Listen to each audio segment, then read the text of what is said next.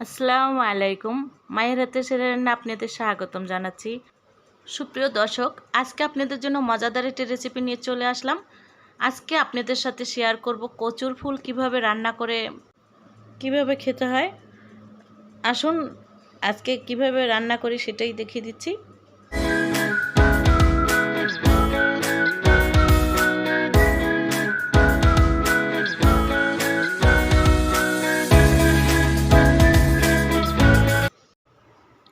আমি কচুর ফুল নিয়েছি, এখানে প্রায় 1 কেজির মতো কচুর ফুল কেটে নিচ্ছি।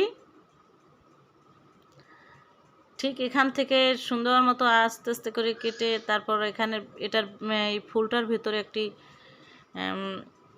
থাকে, দেখবেন এই যে এটাই ফেলে দিতে হবে ফুলটার ভিতর থেকে বের করে।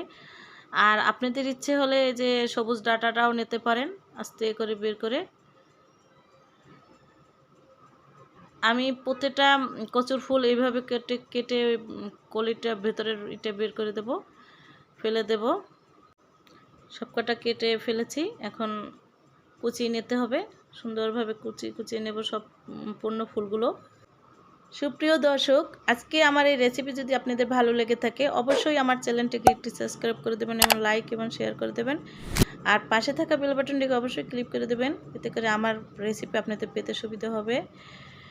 আর অবশ্যই কমেন্টস বক্সে জানিয়ে দেবেন যে কেমন হয়েছে। আমার সম্পূর্ণ ফুলগুলো কুচানো হয়ে গেছে, এখন ধুলাই করে নেব, পানি দিয়ে ধুয়ে নেব। আমার ধুয়ে পরিষ্কার করে একটা বাটিতে তুলে নিয়েছি। চুলায় কড়াইতে তেল গরম দিয়ে রসুন কুচি দিয়েছি। এখানে 3টি রসুন আমি কুচিয়ে তারপর দিয়েছি।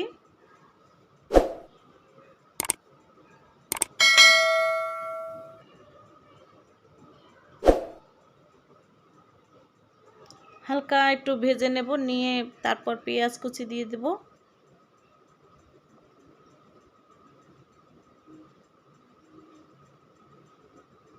পেঁয়াজ দিয়েছি কুচি করা, একটু নেড়ে চেড়ে নেব, হালকা কালার করব একদম।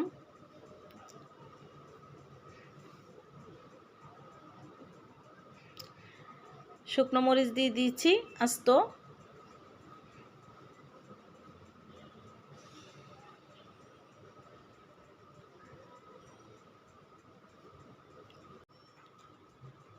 হলুদের গুঁড়ো দিয়েছি 1/2 চা চামচ। মরিচের গুঁড়ো দিয়ে দিয়েছি 4 চামচের 1.5 চামচ আমি মরিচের গুঁড়ো দিয়েছি এখানে।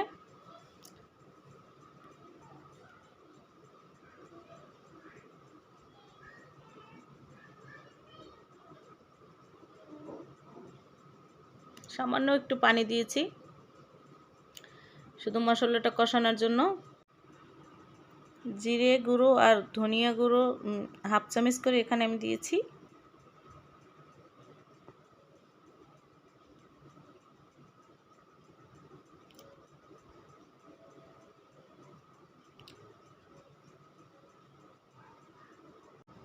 মশলাটা আমার কষানো হয়ে গেছে, কারণ উপরে তেল জেগেছে। এখন আমি ভাজিটা দিয়ে দেব, মানে কচুর ফুল কুচানো দিয়ে দিচ্ছি। খুব সুন্দর করে একটু নেড়ে চেড়ে তারপর ঢাকনা দিয়ে 5 মিনিটের জন্য রেখে দেব। ঢাকনা দিয়ে দিচ্ছি 5 মিনিটের জন্য। 5 মিনিট পর আমি তুলে নিয়ে একটু আবার নেড়ে চেড়ে দিচ্ছি। সুপ্রিয় দর্শক, আমি আসলে একটা জিনিস মিস করে ফেলেছি আপনাদের দেখানোর জন্য। এখানে আমি 1/2 চামচ আদা বাটা দিয়েছি, এটা আমার মিসিং হয়ে গেছে দেখাতে। আমার কচুর ফুলটা কিন্তু হয়ে গেছে, এটাকে আমি ঠান্ডা করে ব্লান্ড করে নেব ব্লান্ডারে। আর এখন বাগার দেওয়ার জন্য আমি কড়াইতে তেল দিয়েছি। আমি কিন্তু এই ফাঁকে ঠান্ডা করে কচুর ফুলটা ব্লান্ড করে নিয়েছি ব্লান্ডারে। আর এখানে রসুন কুচি দিয়েছি, পেঁয়াজ কুচি দিয়ে দিয়েছি। আর এখানে বাদামি কালার হলেই আমি বাগারটা দিয়ে দেব। আমার পেঁয়াজ কুচিটা কিন্তু বাদামি কালার হয়ে গেছে, এখন বাগারটা দিয়ে দিচ্ছি।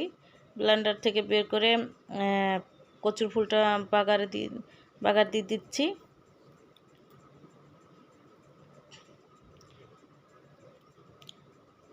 সুপ্রিয় দর্শক, এরকম করে কচুর ফুলটা আপনারা বাসায় তৈরি করে খেয়ে দেখবেন যে কতটা স্বাদ।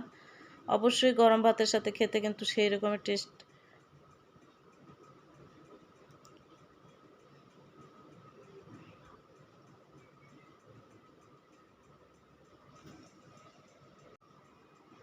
কচুর ফুলটা প্রায় হয়ে আসছে।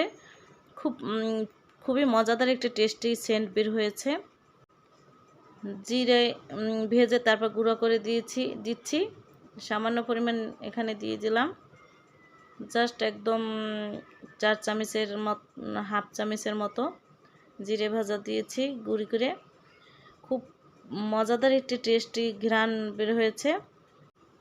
শুকনো মরিচগুলো আমি তুলে রেখেছিলাম, সেটাই দিয়ে দিচ্ছি, দিয়ে একটু নেড়ে চেড়ে নিচ্ছি। তুলে নেওয়ার কারণ যে মানে অতিরিক্ত ঝাল বের হয়ে যাবে, এই কারণেই তুলে রেখেছিলাম। কচুর ফুল কিন্তু আমার হয়ে গেছে, এখন তুলে নিচ্ছি, ডেকোরেশনের জন্য সাজিয়ে দিচ্ছি। সুপ্রিয় দর্শক, আজকের রেসিপি কেমন হয়েছে অবশ্যই আমাকে কমেন্টস বক্সে জানিয়ে দেবেন। আজকে আপনাদের কাছ থেকে বিদায় জানাতে হবে, নতুন নতুন রেসিপি নিয়ে আবার ফিরে আসব। আপনাদের সুস্থতার কামনা করে আজকে এখানেই বিদায় জানাচ্ছি। আল্লাহ হাফেজ।